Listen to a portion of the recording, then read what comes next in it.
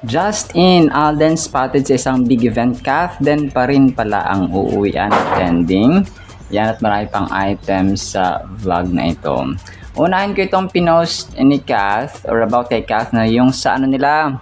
Ito na yung parang video ng mismong pictorial, no, ng Someone Someday cast ng Sombreros. Especially sina James Reid, si Kath, si Maha. So nauna nating na-post ang mga or naunang na-post ni na Kath yung pictures nito mga Sombreros. Tapos ngayon lang ang mismong video. So dito ay parang in-instructionan sila ng mga dapat gawin, dapat angulo mga Sombreros. So si Kath dito ay naka-white, no? Tapos yung una ay naka-black mga Sombreros. So black and white. Tapos si James Reid, si Maha, of course. So tatlong main characters, no, or main roles or main characters mga Sombreros ang andito. Si Maha, si James at saka si Kath, of course mga Sombreros. So wala siyang boses eh. Ito po ay may music background mga Sombreros. So ito rin po nauna natin i-flash yung dito yung mga pictures kanina, no, sa isang vlog po natin mga Sombreros. Tapos ito may kasama si Alden dito eh, naka-blue yung kasama niya. Parang part yata, si Ren Padora yata ito mga Sombreros. Taga-suporta at taga-hanga at part yata ito ng dito ng A-Team community mga Sombreros. So nagkaroon lang siya ng chance, no, na magpa-picture or magpa-litrato, no, kasama of course si phenomenal box office Cinema King. So ito po ay parating present din, no, sa mga events, no, especially mga big events ni Alden mga Sombreros, si Ren Padora, no. So recently ko lang din siya nakilala mga Sombreros. So if I'm not mistaken, si Alden dito ay nag-ready yata, no, sa parang Stars on the Floor mga Sombreros, no. Baka, no, parang ito siya mga Sombreros. So speaking of Stars on the Floor, napapaisip ako kung magkakaroon pa siya ng season 3 mga Sombreros, habang ginagawa ni Alden yung wala pa naman siyang clue or something na binigay mga Sombreros. Pero yun, iniisip ko na magkakaroon kaya ng ng season 3 ang Stars on the Floor, kasi ang ganda ng ang taas ng ratings nila, no, at saka parating trending mga Sombreros ang Stars on the Floor. Kung kaya napaisip din ako na magkakaroon kaya siya ng part 3 or season 3 mga Sombreros yung Stars on the Floor. So kung meron man ay aabangan natin yung bagong pakulo nila. Pero in the meantime, parang wala pang clue na naibigay si Alden mga Sombreros. Apart from of course no Code Gray, sobrang busy sila mga Sombreros sa pag-shoot or pagtitape ng medical drama series na Code Gray mga Sombreros. So yon, abangan natin kasi sobrang busy ni Alden, no. So alam ko walang gaanong behind the scenes or mga videos na pinapalabas sa Code Gray mga Sombreros. Kasi syempre, no, parang siya, hospital, minsan may medical mission sila sa ibang lugar. So doon lang tayo nagkakaroon ng video clips about Code Gray tapings mga Sombreros. Pero apart from that, especially kapag nasa loob sila ng surgery room or hospital, ay medyo sensitive kasi yan mga Sombreros. Kaya hindi kasi kagaya sa Love Siargao, no, na maraming teasers, maraming videos na maraming mga turista, maraming mga Pilipino, local community, no, local residences doon mga Sombreros na or local residents doon na nagvi-video. Tapos nagpo-post sa kanilang mga social media accounts. So as simple as that. Unlike dito sa Code Gray na bihira lang, no, at saka may pagka-sensitive kasi na kasi medical field sila dito mga Sombreros, or medical related yung kanilang series mga kasembreros. Nevertheless, ay yun, aabangan natin no, ang Code Gray mga kasembreros nina Phenomenal Box Office Cinema King, nina Andrea Torres, no, and the rest of the cast. Tapos, ito, si Alden, para siyang interview dito about kay Chichi. So, si Chichi is, parang ano siya, yung aso mga kasembreros. Parang part yata ito ng PAWS or Philippine Animal Welfare Society na advocacy mga kasembreros. So, yung parang may mga set of questions about kay Chichi, no? Pusa pala ito mga kasembreros. Saan si Chichi sa naughty or nice list ni Alden this year? So, sabi niya dito ay nung bata pa daw si Chichi ay nasa naughty list. Tapos ngayon ay nasa nice list na siya, no? Very calm and gentle. Anong Christmas gift? Actually, Pasko ito nung ginawa ng PAWS mga kasembreros and AR Foundation. So, this is a mouth throwback na anong Christmas gift mo kay Chichi at sa iba mo pang for babies, no? Sabi dito ni Alden. Tapos yung regalo niya bonding time. Tapos yung parang binibili siya na na dog cakes mga kasembreros. So yung cakes daw specifically for dogs. Tapos sabi naman dito ay si Chichi aso pala, sorry. Nalito ako. Ano ang best gift na maibigyan natin sa mga animals all year round? Yun yung next question. Tapos sabi ni Alden dito ay love and compassion. So yun yung pwede natin ibigay sa ating mga pets or alagang mga hayop sa ating buhay mga kasembreros. So tapos Alden also encourages those mga walang mga for babies sa bahay nila ay pwede sila mag-adopt mga kasembreros. Tapos, next item natin, pinost na isang admin dito kanina, itong picture ni Alden na naka-side view, si Phenomenal Box Office Cinema King. So, daming reactions 94, 1 hour ago pa lang niya pinost. Happy Tuesday everyone. Ito ang sabi dito ni Charjan 1 hour ago. So, happy Tuesday, no? Sa lahat mga kasembreros. Tapos, yun, major item natin. So yun, major item natin, no? Alden, Kathleen pa rin ang uuwian. At saka ending mga kasembreros. Ito po ay post ni Mark Prin, no? So, talagang kahit na kahit may mga issue ng mayor ay Kathleen pa rin ito pa ay post niya bago lang. Mark Prince sabi niya, kayo pa rin ang uuwian ko, Kathleen. So, tapos hashtag FYP, hashtag. Tapos pictures dito ng Kathleen, no? Na pinagtabi niya Mark Prince, mga kasembreros. So, sa mga trip lang, no? Sa mga ayaw naman ay okay lang po na i-reject na natin. Pero, yun, sa mga gusto ay let's keep it as title low-key. At saka may konting liwanag mga kasembreros or hope tayo nakikita as long as walang official statement or official official na pag-amin sa bawat isa. So sa mga gusto lang sa mga ayaw naman ay okay lang po kung ayaw natin. So, mahirap naman pipilitin natin ang bawat isa. Tapos yun, major item tayo. Ang cute at ang kulit nito mga kasembreros. Si Alden, ito po ay BDO niya mga kasembreros na event. Kagabi lang siya pinost. Tapos ang ganda dito kasi may audio siya. So tapos ang kulit ng ang kulit ng caption ng nag-post I am cheat charm, sabi niya. May plot twist, my work led me to Alden Richards. So empleyado daw siya sa BDO. Tapos, hindi ko na alam kasi isang video lang to na pinost mga kasembreros. So, grabe yung hiyawan ng mga tao. Grabe yung hiyawan ng mga tao, mga kasembreros. Tapos, yung pinaka-boss na kasama niya, sabi niya ay parang kanina pa daw siya kinakabahan or parang sabi niya buti na lang dito si Alden. So, sabi ganoon ni Sir mga kasembreros, no? So, medyo na-stress siya. Medyo problemado mga kasembreros. Tapos, parang surprise siguro ang ginawa niya dito mga kasembreros. Wala akong video nito mga kasombrero. So, I'm supposing na bago ito. Pero ang question ko lang, bakit isang video lang siya?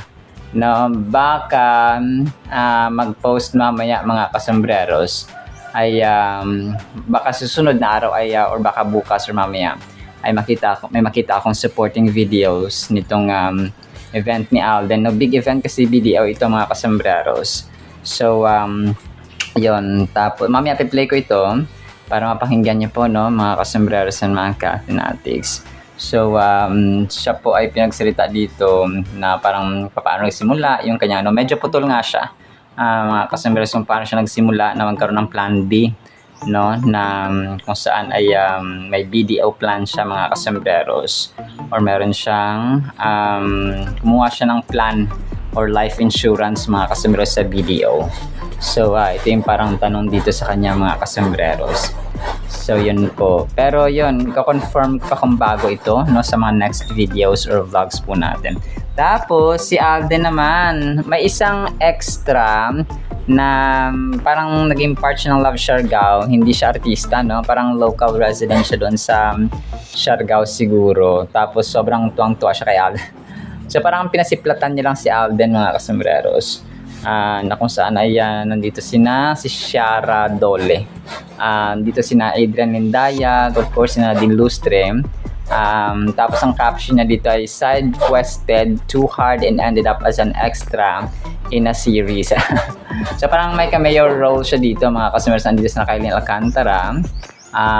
So parang siguro kailangan ng crew doon o ng isang of course na maging part ng ng Love Siargao na taping. So siya, okay, so parang gumawa sila ng banderitas na yung parang pang fiesta na ito yung ginawa nila dito mga kasombrero. So extra siya doon. So ang cute ni ate si Ciara, ang pangalan nito ay Ciara mga kasombrero. So ang cute niya, Ma'am Ciara dito, no, mga kasombrero. So, tapos ito sa tawag ito, parang top 3 most beautiful actresses niya ay kasama si Kath, no? Si number 1 niya si Liza Soberano, number 2 si Kath, tapos number 3 niya si Jillian Ward mga kasombreros. So ito po ay si Kuya Neil Serrano ulit yung nag-interview, tapos yung in-interview niya dito, or parang tinanong niya top 3 most beautiful Pinay actresses ay yun nga, no, hindi ko lang alam kung sino ito, no.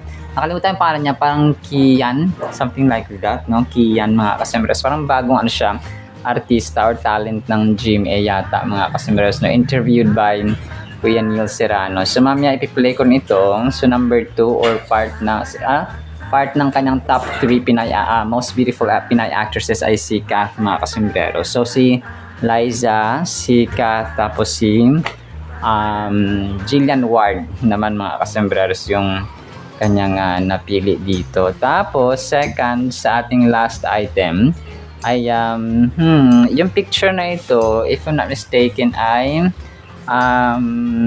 nung nasa Dubai sina Kath mga kasombreros, no. So 21 hours ago, 121 reactions. Post ito ng Pilipinas Got Talent Season 7. DJ Kath is now on air. So DJ, ibig sabihin disc jockey, no. So tag 9111. Ito yung kina Johnny Beriani mga kasombreros, no, na kung saan ay nagpo-promote sina Kath at Alden dito ng Hello Love Goodbye pa ng mga kasombreros. So yun, medyo matagal na ito, walang tayong balita kay Sir Johnny Beriani, no. Ito ay na-repost ng isang admin, no, somehow throwback itong picture na ito during promo nga ng Hello Love Goodbye mga kasombreros. So, dito ay nakangiti lang si Eka. So, dito pa yung time na nagjo-joke sila nagjo-joke sila, or parang may entry sila ng joke mga kasombreros. So, yun po, sobrang kulit lang. Tsaka sobrang cute dito, no, ng Kath din mga kasombreros. So, pero yun, na-recall na, parang in-enhance lang ng konti yung picture ni Kath dito mga kasombreros. Tapos, yun, habang tayo ay nag-aabang ng mga ganap nila Alden and Kath, ay let's pray na magkaroon sila ng project, no. Tapos last item natin, which is naabangan natin, na yung panalangin or prayer ni Alden. Sabi niya, Dear God, help me to walk in forgiveness today, keeping it at the forefront of my heart. Remind me of the mercy you've shown me and that I have no right to withhold forgiveness from others. When bitterness or pride tries to rise up, help me to surrender it to you and respond with grace. Be kind and compassionate to one another, forgiving each other just as in Christ forgave you. That's Ephesians chapter 4 verse 32. Help me to love patiently, speak kindly, and walk in the fruit of the Spirit.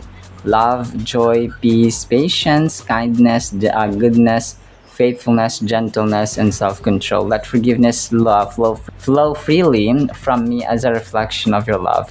In Jesus' name, Amen. So, Amen and Amen, no, Sir Alden. So, actually, naman sa ating Kathleen items, ipi-play ko ito ha, pakinggan itong kay Alden, sobrang kulit niya dito. Meron ako sir, may candy ako, mga 4 na products po yata. Okay. Hello, good morning guys, how are you? Buti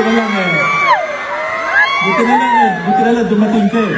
Napapraning ako rito na ako lang ang magandang lalaki eh. Sige. Mabuti nandito si Alden. Ha? Ito, alam ko ito, napag-usapan na natin ito mga nakaraan. Okay. Ano,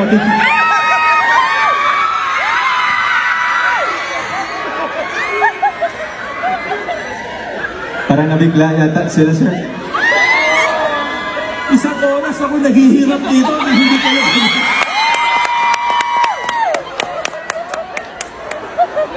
Okay. Sandali. Para makinig kayo doon. Ito napag-usapan na namin eh. Pero Alden, for the benefit ng mga marites na nandito lahat ngayon, ha? Paalala mo nga sa amin, how did you get started with your Plan B in Video Live? Paano ba nagsimula yun? Actually, long time ago pa to, sir, when I first opened my Name your top 3 most beautiful Pinay actresses. Pinay actresses? Yes. That's my next in TikTok kasi. Okay. So, any. Oh, kahit sino. Pinay actresses. Liza Soberano. Of course. Number 1, Liza. Yes, number 1. Catherine Bernardo. And Jillian Ward. Jillian Ward. Yeah, Jillian Ward. Sobrang kailangan natin ng Word of God, mga kasembreros. Ang title natin ay Anino ng Kamatayan. Bakit kaya, no? Huwag po tayong matakot ha sa ating Word of God. Psalms chapter 23 verse 4, sabi dito ay, Even though I walk through the valley of the shadow of death. Ito pala siya, mga kasembreros, no? Anino ng kamatayan. I will fear no evil, for you are with me. Your rod and your staff, they comfort me. So ito po ay salmo or panalangin, mga kasembreros, ni Haring David sa Panginoon, na parang sasabi niya dito na kahit na nasa bingit na ako ng kamatayan, kahit na nasa grabe na yung challenge, grabe na yung pagsubok sa aking buhay, ay hindi pa rin siya matatakot, no, mga kasembreros, kasi alam niya at kilala niya ang Diyos, no. Ito yung dapat nating ginagawa at saka parating isa pamuhay, mga kasembreros, na kapag alam natin ang power, ang ability, ang strength, ang kakayahan ng Diyos, mga kasembreros, ang character niya in general, ay hindi tayo matatakot sa kahit na anumang problema sa buhay. No, kasi he has the power over life and death, mga kasembreros.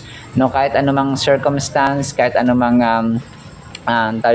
kahit anumang basta, no, any season ng ating buhay, may it be success, may it be failure, may it be victory, may it be ups and downs, mga kasembreros, in general, ay huwag po tayo matakot. Only that we trust God sa lahat ng season ng ating buhay. So parang bata man tayo, syempre pag bata pa wala pa gaano, pero pag ang magulang natin ay Christian, no, they teach us the way we should live, mga kasembreros, no, kasi nga sila ay may kaalaman mula sa Diyos, mga kasembreros, ay dapat na magtiwala tayo. Kapag malaki na tayo, andyan pa ng Diyos ko pa, kasi ang Diyos natin forever, no?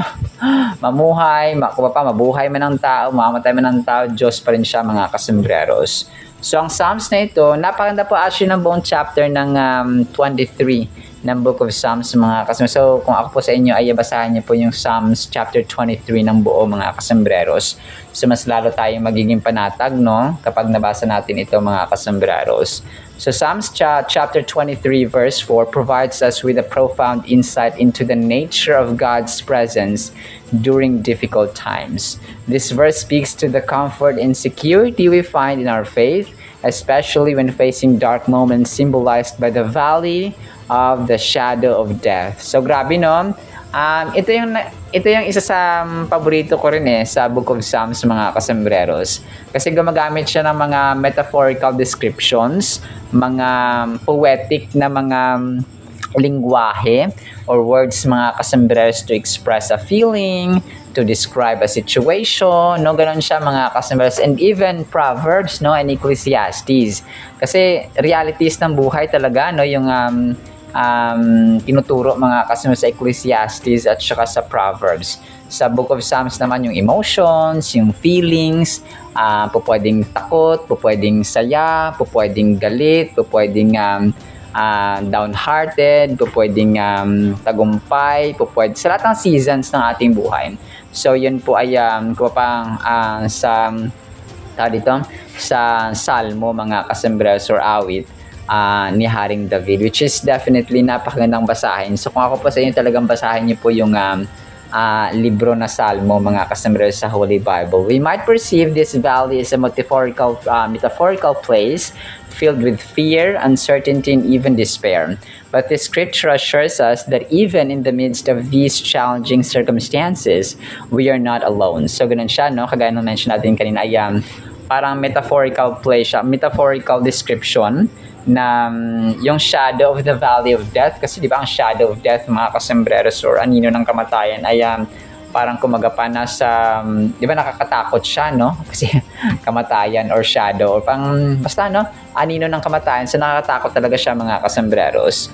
So pero dito talagang in-express ni Haring David na sabi niya, kahit dumaan man ako sa napakahirap na challenges ng aking buhay, uncertainty, no, mga kasambreros, and trials na aking buhay, ay nagtitiwala pa rin siya sa Diyos kasi alam niya, no, na ililigtas siya ng Diyos mga kasambreros.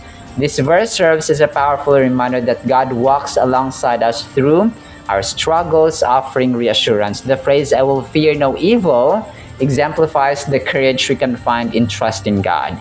It highlights that regardless of the trials we face, we are under divine protection. So yun siya, no? Nasa ilalim tayo ng proteksyon ng Diyos mga kasambreros, divine protection ng Diyos kapag tayo po ay nagtitiwala. So wag nating isipin na kasi niisip ng tao na Lord, ikaw nang bahala.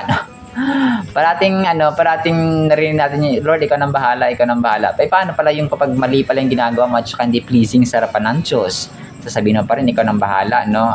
Hindi yun appropriate na sabihin mga kasambreros sa lahat ng circumstances ng ating buhay yung Lord, ikaw nang bahala, ikaw nang bahala. So hindi po applicable yon. Sa atin naman yung gawain, no, mga kasambreros. So wag nating ibigay lahat ng responsibility na tayo naman mismo ang gumagawa ng desisyon sa ating buhay mga kasambreros.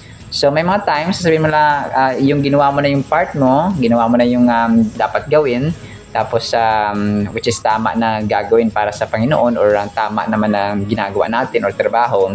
So pwede mong sabihin na Lord, ikaw nang bahala. So ganoon siya mga but not all the time. So baka naman kahit yung paghugas ng plato, Lord, ikaw nang bahala. So hindi po appropriate iyon mga kasambreros. So pero dito nag-offer talaga ng divine protection ng Diyos natin sa mga taong nananampalataya sa Kanya. In our lives, this could mean different challenges such as illness, loss of a loved one, or other forms of adversity. What matters is recognizing that these trials do not define our existence. Rather, it is our faith in God that shapes our experience. So, wag nating isipin na yung mga challenges na meron tayo ay ito na yung definition ng ating existence. Kung mapadadaanan na natin ito, because God is with us mga kasambreros. Sabi pa dito, God's rod and staff, no, sabi sa verse mga kasambreros, ay nagsisymbolize ng dalawang mahalagang functions. The rod can be seen as a tool of protection, a means by which threats are kept at bay. The staff represents guidance, helping us navigate the rough terrains of life. Together, they convey God's dual role as a protector and guide. So, ang Diyos natin ay role natin at guide. So, pero paano natin mararanasan itong roles ng Panginoon na siya po ang ating gabay, no? Kung hindi tayo nagbabasa ng salita niya, no, sa Biblia, mga kasembreros, kung hindi tayo nakikinig ng kanyang salita, no, may maaring sa simbahan, for example, may mga pastors na mag-share ng Word of God, mga kapatiran sa church, for example. So, hindi natin malalaman yung kanyang instruction, yung kanyang guidance, mga kasembreros, or wisdom kapag hindi tayo kumbaga pa nakikinig at nagbabasa ng kanyang salita. So doon kasi nagmumula yon, mga kasembreros. So of course, panalangin. So ganoon siya, no? Kailangan may time talaga tayo. We cannot just say na ang Diyos na sa akin kung hindi ka naman nananampalataya at wala kang panahon sa kanyang salita in the first place. So the next lines illuminate the care God takes in leading us, guiding us in the paths of righteousness. So for His name's sake. So this affirms that God's guidance is not random but purposeful.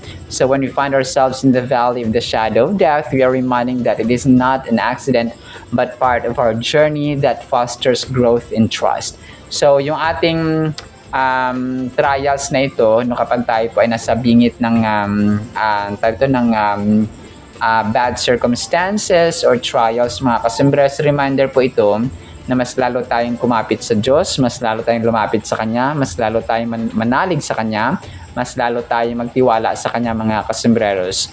Because parang pinaprocess tayo ba, no? Na pinapatatag tayo, mga kasembreros, sa ating buhay lalo, no? Kasi ay isang ginto, di ba?